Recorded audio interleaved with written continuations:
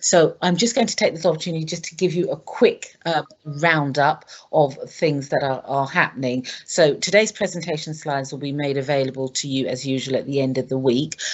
Please do make a note kindly that we are not meeting. We are not meeting on Tuesday the 6th of April. So that's the return after the Easter break. Please do hold Tuesday the 13th of April for our usual meeting, and a diary invite will follow. But you will note that some frequency of the meetings will change as we go forward, because that's something that we've been collaboratively working on together. You'll notice, of course, that the National Wellbeing Conversations were launched on the 11th of March, and you've all received the 44 slides that we had for that. Now, they are quite a few slides there. It's quite cumbersome. So at the end of this week, I will distill from that 7 or 8 of the relevant slides on the wellbeing conversations, and just invite you all to keep looking at that, because very, very soon we're going to start shaping up those conversations, what they will look like, how they will take place together. And I just wanted to take an opportunity to let you know about we're getting ready for the new financial year. We're working with the Wellbeing Guardians. We're collecting the data. They're going to have a survey out shortly. We're doing the transition to our business as usual functions, as well as managing the current COVID pandemic, post-pandemic terrain, and we're just getting ready generally for things such as menopause, working environments, freedom to speak up, and working very steadily, Jeanette Williams and other colleagues and Mark Heron, on the analysis of the staff survey. So without further ado, I'm going to introduce to you my colleague, Julie Neathling. So I'm now going to take the opportunity to share my screen with you. So bear with me. As always, these things are sometimes a little on the technical side, but we do get there in the end. Now, here we are. Here's share screen. And here is my presentation.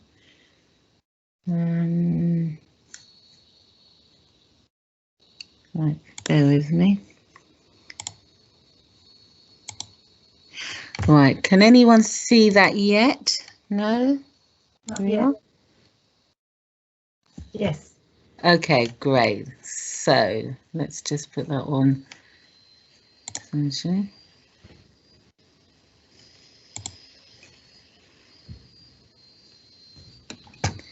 Great. Okay then.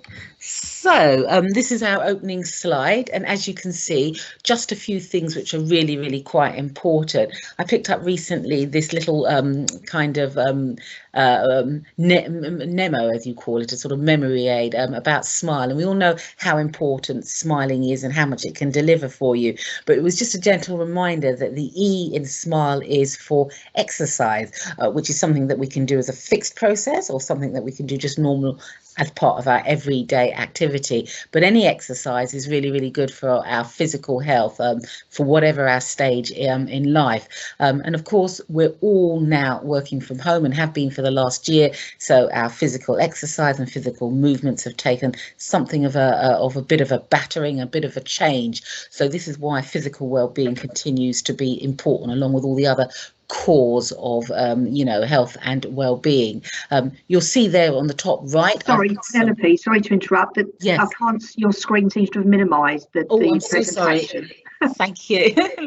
Let's have a look. Let's have a look.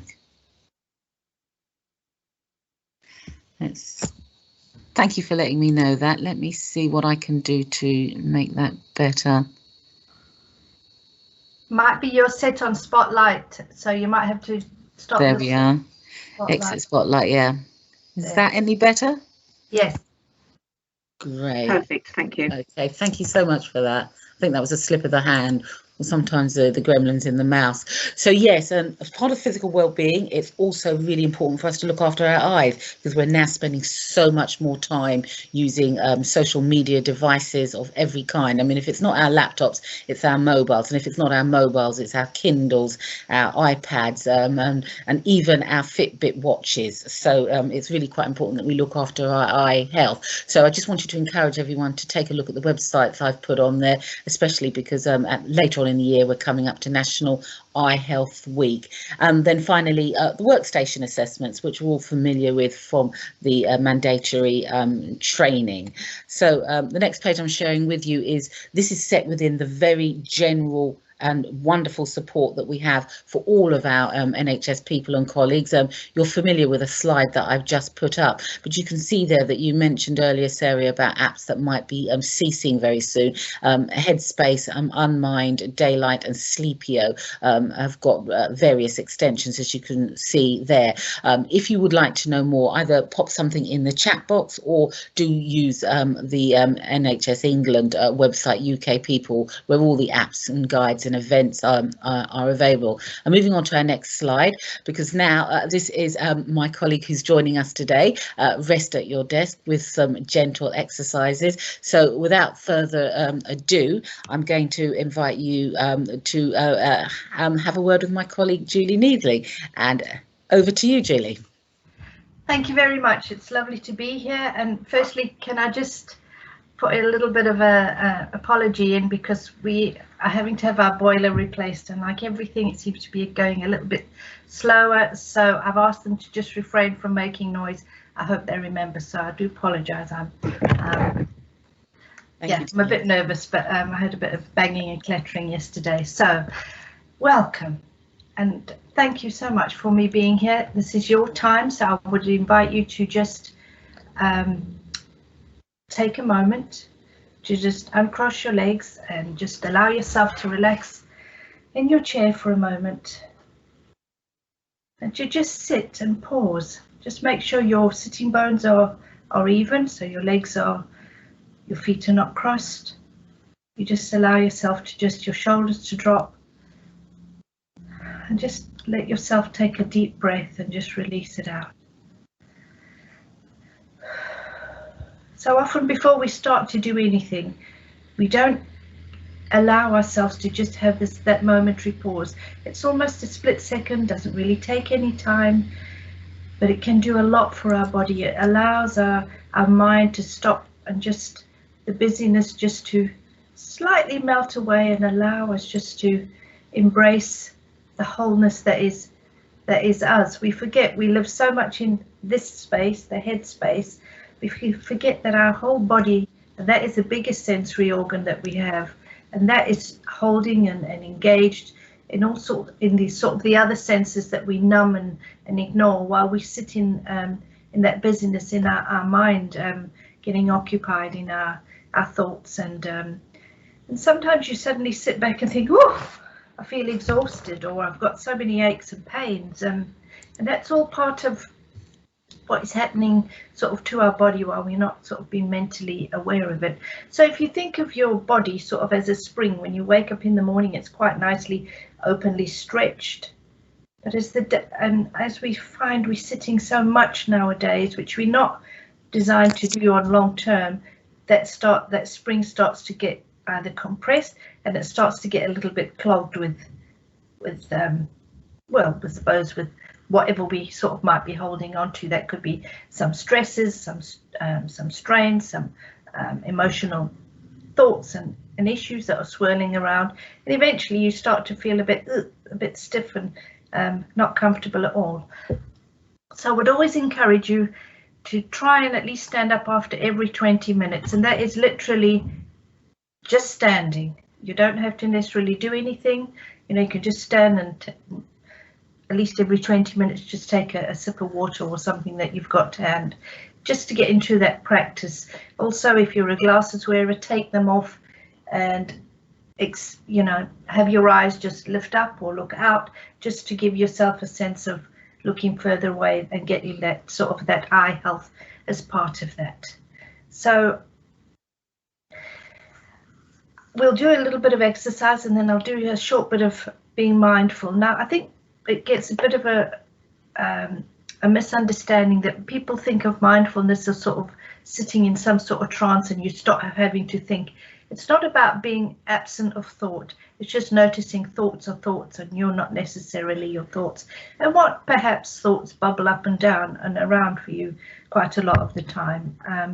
And then you can start to manage the emotions that sort of the body might be holding on to and causing some dis-ease or discomfort, and allow you to sort of notice that. And also, if you want to start a task or something and have a really good sort of focus, taking that mindful pause is a good way to sort of set your intention of where you want to be and where you want your focus to be, because you know the phrase, what you set your mind to, you can achieve. So sometimes we have to remind ourselves of these things rather than sort of tripping in and you know, not fully putting our focus and intention of where we actually want it to be. So if you don't mind starting with me, I'm going to stand up, but I will explain as we go through what I'm doing that you can do it seated. But if you feel you'd like to and are able to, I would ask you to join me and stand up. You'll need a little bit of space around you, and also because I'm not able to see you, I ask that everybody works within their own limits and comfort zone and do only what feels right for you. If however you wish to just sit back, relax, perhaps engage in and hopefully not something of a phone or something, you'll try and just stay in an almost holding a little bit of space for yourself, then that's perfectly acceptable. There's nothing wrong with that. Okay. So I like to think of just when you stand up, just draw yourself up to your full height. Now I'm only 5'3½", so I'm not huge, but I just draw myself in, sort of tuck my tummy in, tuck my tailbone in, and just hold that sort of that core element. Allow the shoulders to drop, and I just take a deep breath, that's all. And release out. And it's amazing what you suddenly notice. You might feel some constrictions that your chest might be having, some discomfort around between the shoulder blades. You might suddenly think, oh, I've got a little bit of aching in the tops of my shoulders. Some perhaps aches in the legs, just because you've been sitting and potentially either your legs are crossed. And all it is just that noticing. So as you stand into your full sort of height, you can do that sitting. As I said, you can just relax back and allow yourself to breathe in and release out.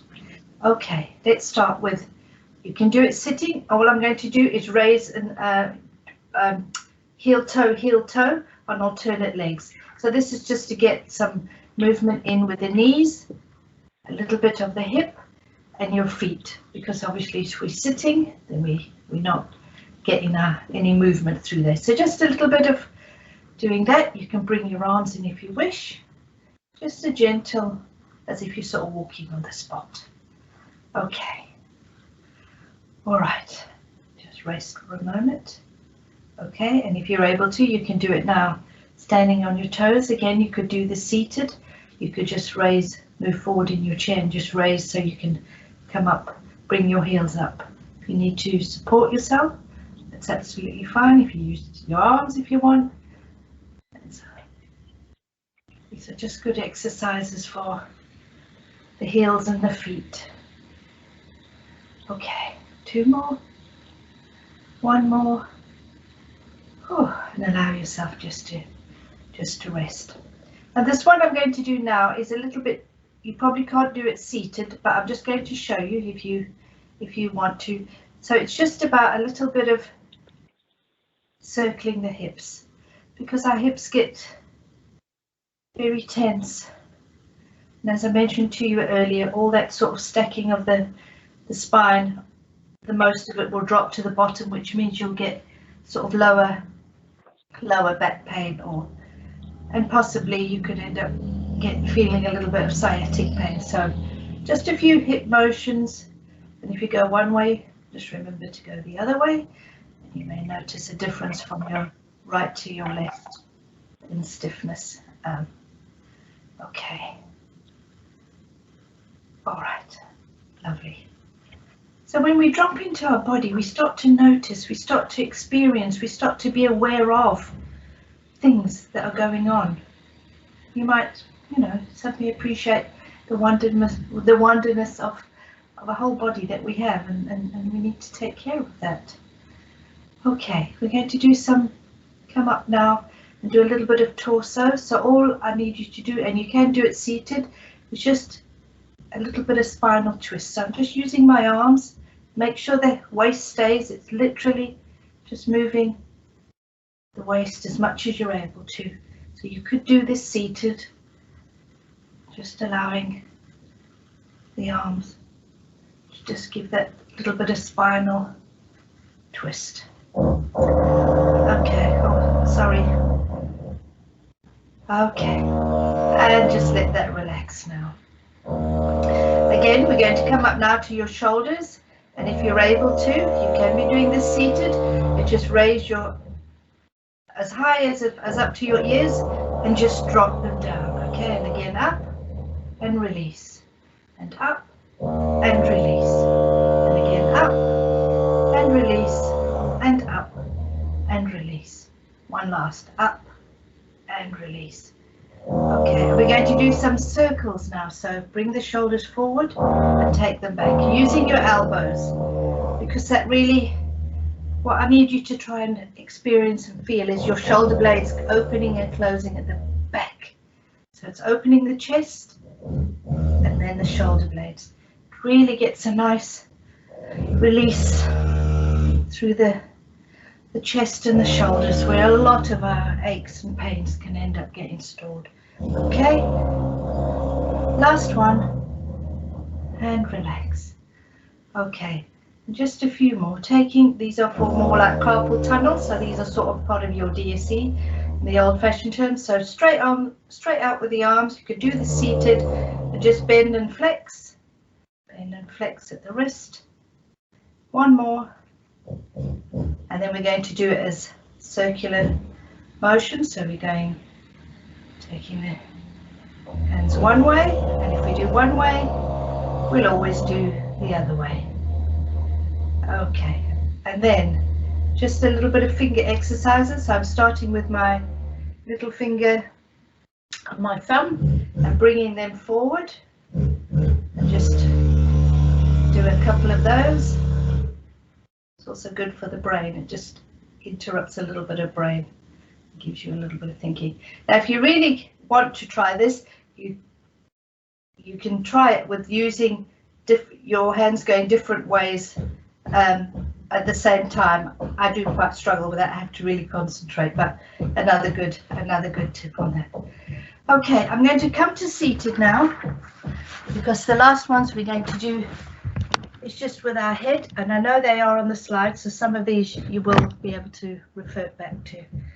Okay, so I'm just adopting a comfortable posture, holding my head up.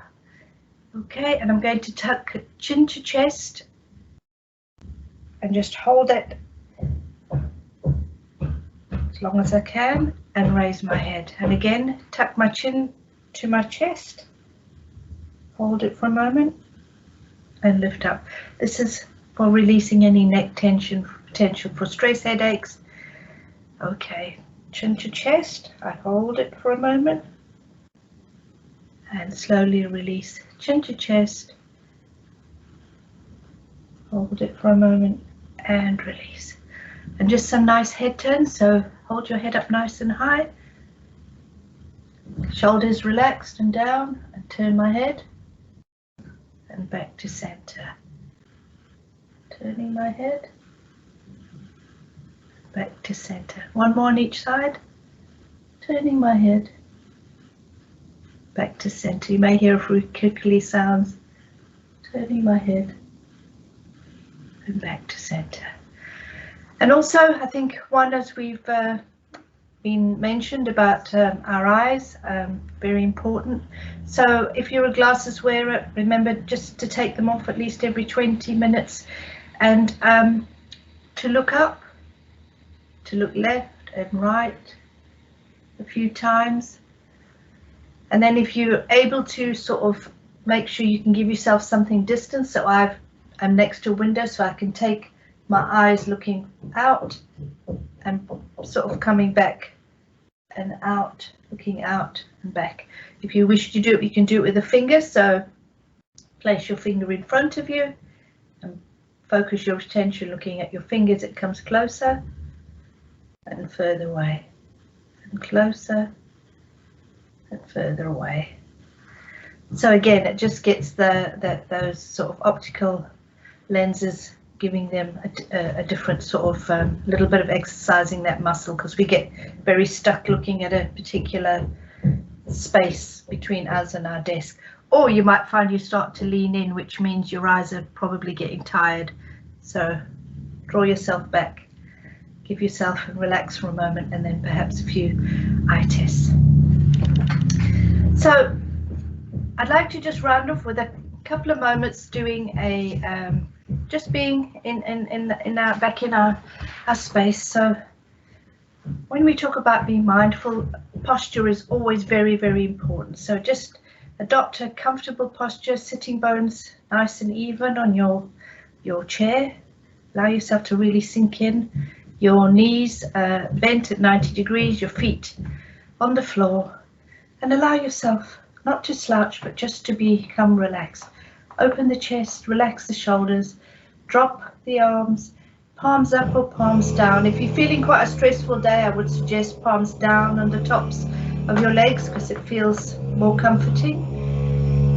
And just gently lower your gaze, close your eyes. I'm so sorry about this. And just draw in a few breaths through the nostrils, feeling that expansion, and release out. A little bit longer on the out breath if you're able to. So we're breathing in through the nostrils, and we're releasing out. And just one last one we'll do, breathing in, releasing out. And you can continue that as much as you like. The breath is the anchor, because it's something that's happening and we can tune into and become aware of. And one last tip I'd like to leave you with is to rub your palms together, get a little bit of friction and warmth in them. This is very good for soothing and bathing your eyes. Okay, and when they feel ready, cup your hands together and close your eyes, hold your hands over, making a little dark sort of space for your eyes. And open your eyes into that little bit of darkness and warmth. Just for a few seconds. And then gently just let your eyes come back into focus. And I hope that has helped. And I apologise for the noise, I'm so sorry. But I hope you've got a gist of how to have some self-care, and it's not always difficult, but like anything, it's a little bit of practice and a little bit of persistence, and it's never right or wrong. Any care you give to yourself, I'm sure your body will appreciate. So thank you very much for your time, and it's been lovely to join you. Thank you very much, Julie. So I'm hoping that everyone found that useful. It may even make you feel energetic and ready for the London Marathon, but if not, you can repeat those exercises at your desks, or pretty much anywhere. The remainder of the slides, actually, there's about 5 slides or so, and they really are just printed editions of the exercises that Julie very kindly took us through, and we will send that out to you this Friday. That really effectively brings us to a close.